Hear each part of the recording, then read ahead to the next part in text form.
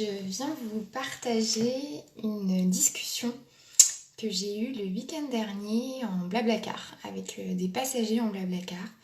On était plusieurs dans la voiture et essentiellement des personnes autour du même âge.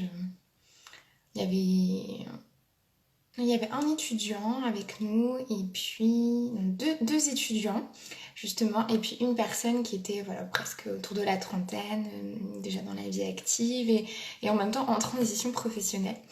Et évidemment, comme souvent, quand on échange avec des personnes qu'on ne connaît pas, on en vient à la fameuse question: qu'est-ce que tu fais dans la vie? Quel est ton job? Et toutes les conversations qui peuvent en découler. Et justement, du coup, je parlais forcément de mon métier, de ma propre transition aussi, de mon lancement dans l'entrepreneuriat.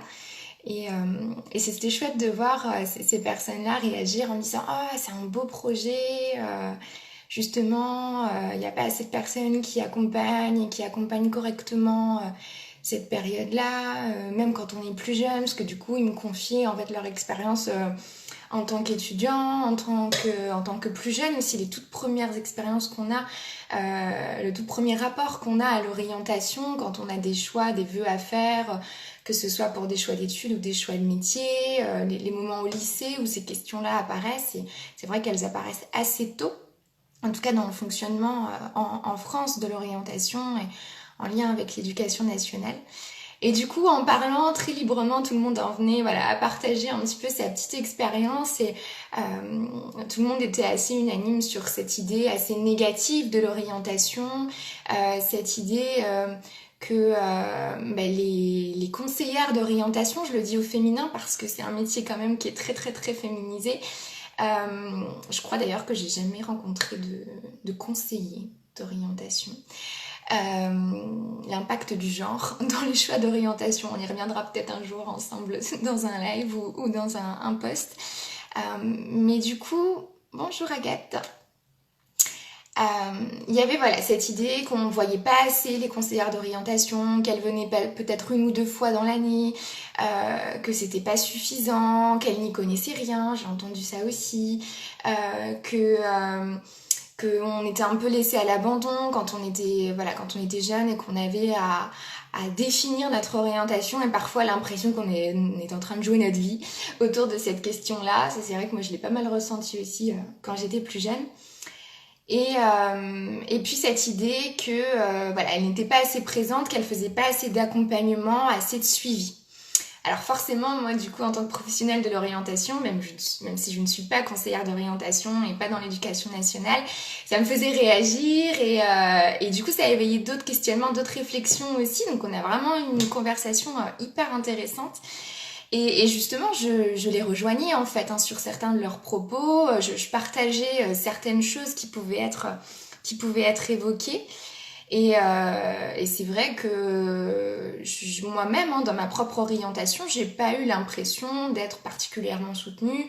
J'ai pas eu l'impression d'avoir un accompagnement à l'orientation ou à la mise en œuvre de mon projet professionnel. Surtout à un moment où on est un peu dans une quête identitaire, où on se connaît assez peu, on est en train de se construire, au moment aussi de l'adolescence, on est en train de se construire, parfois un moment où on est en train de passer progressivement vers l'âge adulte, donc ça remue pas mal de choses, la question de la connaissance de soi est assez présente, et c'est vrai que moi j'ai trouvé qu'on était davantage orienté vers la connaissance des métiers et des possibilités, que vers la connaissance de soi et l'individu, le jeune, au cœur de ce processus-là de décision d'une orientation professionnelle ou scolaire qui est à poursuivre. Et du coup, je me suis souvenue et je leur ai partagé une expérience de stage parce que j'ai eu la chance d'aller justement à la rencontre de conseillères d'orientation, d'aller passer quelque temps dans un CIO. C'était mon choix, justement, de par l'observation que je faisais, mais de l'autre côté, en tant que jeune, en tant qu'étudiante, des accompagnements à l'orientation, j'avais envie de creuser un peu plus loin et de comprendre ce qui faisait que ça fonctionnait comme ça et de voir effectivement quelle était la réalité de terrain de ces personnes qui ont pour mission de nous accompagner dans notre processus d'évolution, en quelque sorte, puisque c'est ça l'orientation. En tout cas, c'est comme ça que je l'aperçois. Donc j'étais allée, voilà, j'ai passé quelques temps en stage dans un CIO, hein, les fameux CIO. Et c'est vrai que là, j'ai découvert une réalité de terrain. Je sais pas quel mot mettre dessus, mais alors je dirais d'abord assez surprenante. En fait, ce qui m'a le plus impressionné, c'est vraiment cette course permanente dans laquelle se trouvait l'équipe.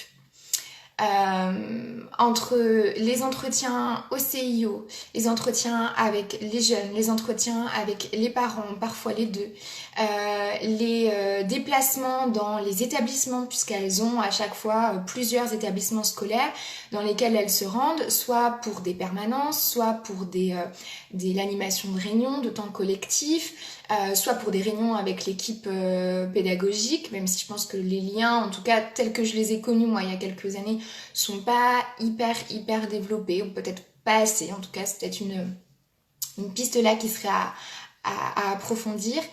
Elles ont les temps un peu en coulisses aussi de correction de tests, parce qu'elles ont aussi la mission de faire passer notamment le VISC. Donc, je sais pas si vous connaissez, hein, du coup les outils pour voir quel est le potentiel, pour mesurer le QI. Et c'est vrai qu'elles ont cette mission-là aussi qui est assez lourde de conséquences, en tout cas pour ce qui peut être posé parfois dans un accompagnement et toute l'importance que vont accorder les parents ou les jeunes à ces résultats-là qui sont donnés, même si mon avis c'est de prendre de la distance aussi avec ces résultats. Mais voilà, des temps vraiment très saccadés, en fait, très saccadés. C'est ça qui m'avait surprise, enfin qui m'avait déplu, je dirais en fait, parce que du coup j'avais l'impression qu'elles étaient partout et nulle part à la fois. Et je le dis avec beaucoup de bienveillance, hein, c'est aussi des choses que j'ai pu partager à l'époque avec elles. Et comme dans tout milieu, il y a des professionnels qui sont extrêmement concernés par ce qu'ils font, d'autres professionnels un peu moins pour X ou Y raison, des professionnels qui se sentent pleinement à leur place, d'autres qui sont frustrés aussi du système dans lequel ils sont. Et justement, c'est exactement ce que je me suis dit en observant la manière dont elles travaillaient et la manière dont elles pouvaient travailler. Je me suis dit, Justine, si tu vas dans ce milieu-là, tu vas droit dans le mur. Je sentais la frustration arriver vraiment de ne pas pouvoir être réellement dans l'accompagnement en fait. D'être un petit peu partout, de semer des graines un petit peu partout. Alors ce qui est intéressant aussi, hein, mais du coup de pas avoir suffisamment le temps de se poser avec quelqu'un qui est face à lui-même, qui est face à des questions hyper importantes, parfois même hyper angoissantes. Et d'ailleurs, de ne pas pouvoir mettre suffisamment en avant leur casquette de psy, pour celles qui sont psycho, de pas pouvoir utiliser, à mon sens, suffisamment toutes ces connaissances-là qui sont quand même assez précieuses dans un processus de changement et dans la définition d'une orientation professionnelle. Je trouvais que c'était un peu gâché. En fait, c'était pas suffisamment utilisé. Certaines y arrivaient, parfois même en luttant, mais pour la plupart, ça faisait partie effectivement des frustrations qui ressortaient. Donc c'est vrai qu'à ce moment-là, moi je me suis dit non, faut surtout pas aller dans ce milieu-là, même si en même temps la petite idée de se dire c'est peut-être l'occasion de changer des choses, d'impliquer un mouvement, etc. Mais d'impulser un mouvement. Mais je voyais une réalité de terrain, un environnement professionnel qui n'allait pas me correspondre. Et donc, en fait, ça me fait vraiment vous passer ce message-là que derrière la représentation qu'on a d'un métier, derrière les professionnels qui exercent et qui se donnent à voir dans des rendez-vous, dans un accompagnement, dans leur profession, hein, même pour des personnes qui ne sont pas dans l'accompagnement, il y a une réalité de terrain, il y a des coulisses aussi qu'on n'aperçoit pas toujours, qui sont parfois cachés, qui sont parfois un peu tabous, qui sont parfois difficilement assumés. C'est pas forcément simple en tant que professionnel de pouvoir affirmer que l'environnement dans lequel on est ne nous convient pas. Ça implique plein de choses et c'est vrai que quand on est dans un processus d'orientation, on a parfois l'image d'un métier qui est parfois belle ou parfois au contraire hyper négative, hein, parce que souvent le conseiller ou la conseillère d'orientation est quand même associée à une image négative.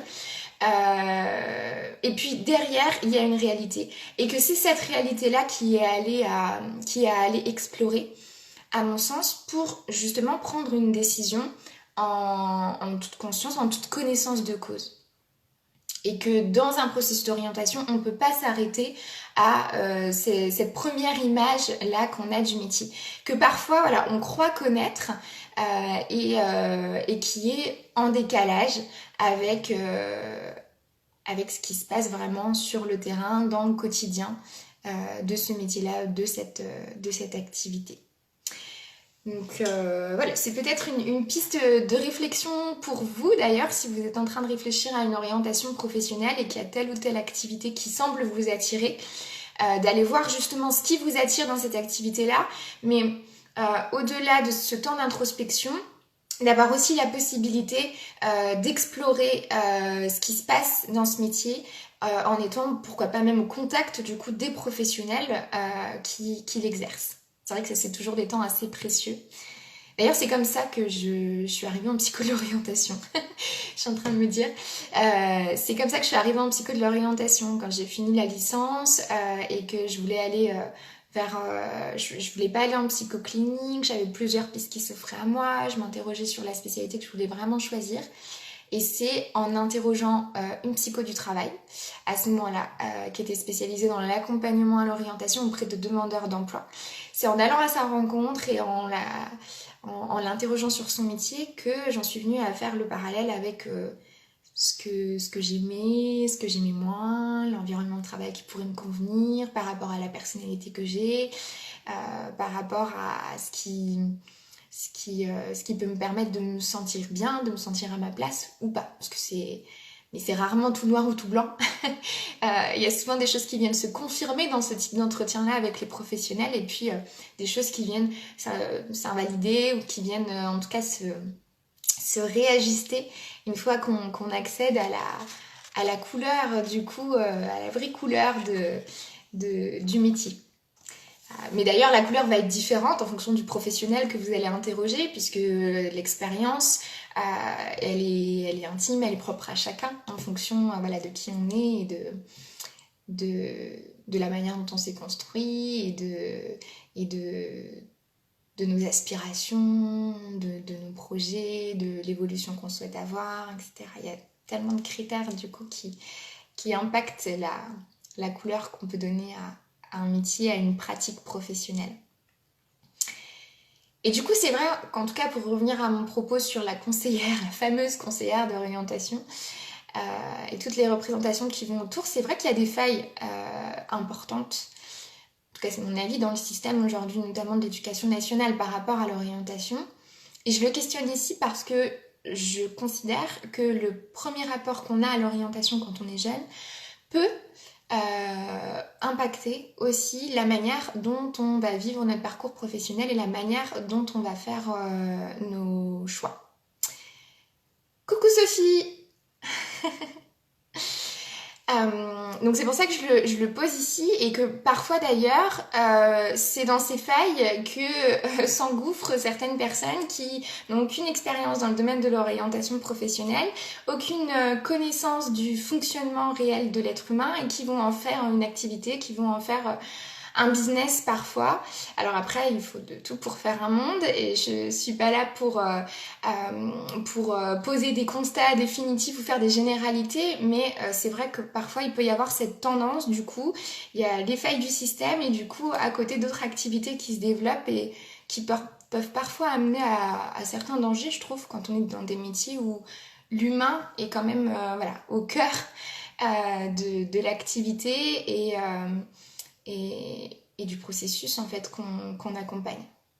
On n'est pas en train de vendre un produit, de vendre du matériel, on est en train d'accompagner des personnes, des êtres humains avec leurs émotions, avec tout ce qui fait leur force, mais ce qui peut faire aussi du coup leurs limites, leurs angoisses. Et c'est important aussi d'avoir des notions autour de tout ça pour accompagner justement ou le plus justement possible les personnes qui font appel à nous.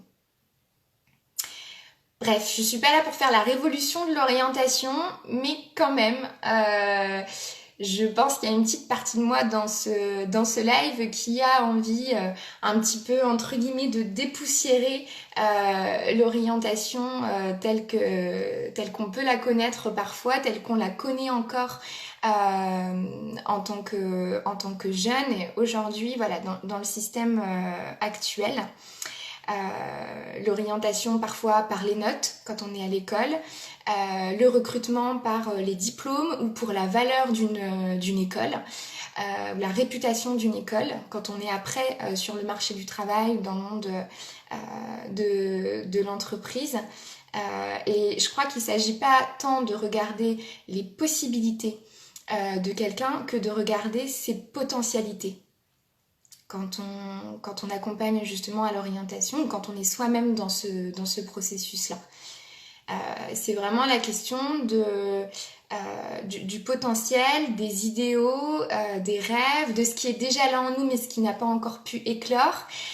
Et c'est à mon sens tout cela qui est à accompagner justement, qui est à soutenir, qui est à renforcer. C'est tout ce climat de confiance aussi et de sécurité dans lequel on peut accompagner une personne qui va lui permettre d'apercevoir ses potentialités au-delà de ce qui lui semble possible là à aujourd'hui, par rapport peut-être à ce qui lui a été dit, de la part des enseignants, de la part des professionnels de l'orientation, de la part des parents, de la part des proches, de la part de collègues, d'autres jeunes autour, d'autres personnes autour, peu importe. Mais je crois que l'idée est vraiment de passer de l'étude des possibilités à l'étude des potentialités, à l'exploration des potentialités.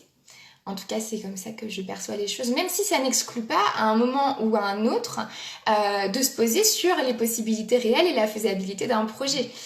Bien sûr, c'est inévitable à un moment, si on veut donner vie à un projet, que d'aller voir quelle place il peut prendre réellement, avec par quel chemin et comment vraiment on peut aller au bout ou comment peut-être on peut réajuster certaines choses.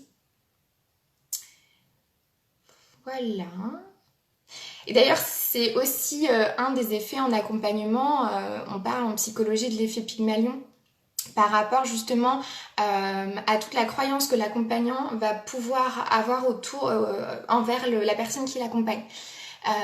Si je crois au potentiel, aux capacités de la personne que j'accompagne, j'influence ses réussites. C'est un effet qui a été démontré. Plus je vais y croire, plus je vais voir la personne comme capable de, plus je vais voir la personne avec ses potentialités, plus je vais impacter positivement ses réussites. Plus je vais contribuer à ce que les chances de réussite du coup augmentent. Donc je trouve ça assez intéressant. Et c'est de cette manière-là, hein, vraiment j'appréhende mon métier en tant que psycho de l'orientation. Chaque nouvelle personne qui arrive à moi, je la vois comme un être humain à part entière, avec des ressources, avec de la valeur, que tout le monde peut avoir, quel que soit son parcours, quelle que soit son histoire, quelles que soient ses origines, quelles que soient les expériences qu'elle a pu avoir, quel que soit son niveau de diplôme. Je vois la personne avec toute la valeur qu'elle a et je me dis ok, comment on va pouvoir effectivement faire en sorte que cette valeur-là trouve sa place dans le monde qui l'entoure et comment elle va pouvoir mettre cette valeur-là au service de la société en fait, tout simplement. Voilà, je ne sais pas si vous avez des réactions. Dites-moi ce que vous en pensez. C'est un sujet qui n'est pas forcément simple à aborder d'ailleurs.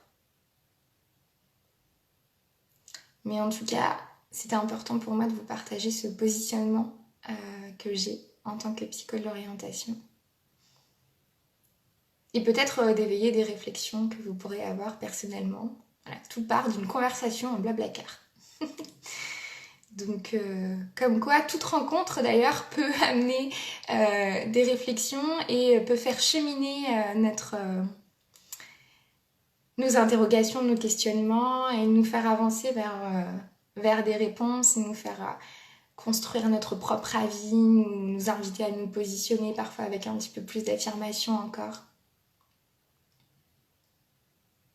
Donc n'hésitez pas en tout cas, même en replay, si vous passez par là en replay, je vais laisser la vidéo du coup disponible sur mon compte.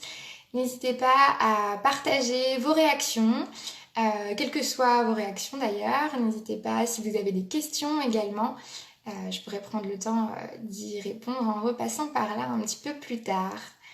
Je vous souhaite un très bon dimanche. À bientôt.